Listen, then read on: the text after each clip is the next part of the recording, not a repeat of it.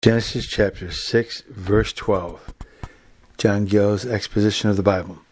And God looked upon the earth, and behold, it was corrupt.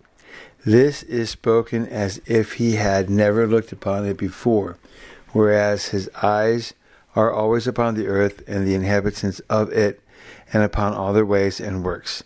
But this denotes the special notice he took and the particular observation he made upon the condition and circumstances the earth and its inhabitants were in.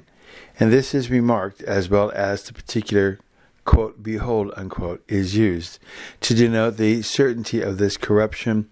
It must needs to be true that the earth was corrupted, since the omniscience God had declared it to be so, who sees and knows all things. For all flesh had corrupted his way upon the earth, that is, all men, excepting Noah, who were flesh, carnal, and unregenerate persons. These had corrupted the way of God, the true religion, with their idolatries, and they had corrupted their own way, their manners, their life, and conversation, with their uncleanness and wickedness of various sorts.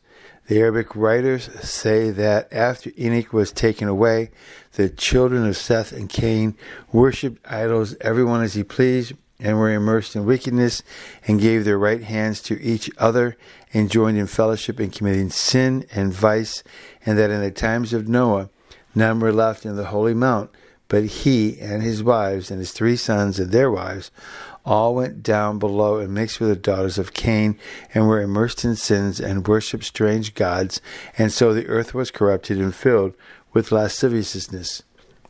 The Jewish writers also observed that the generations of Cain were guilty of uncleanness, men and women like beasts, and defiled themselves with all kind of fornication and incest, every one with his mother, and with his own sister, and with his brother's wife, and that openly and in the streets.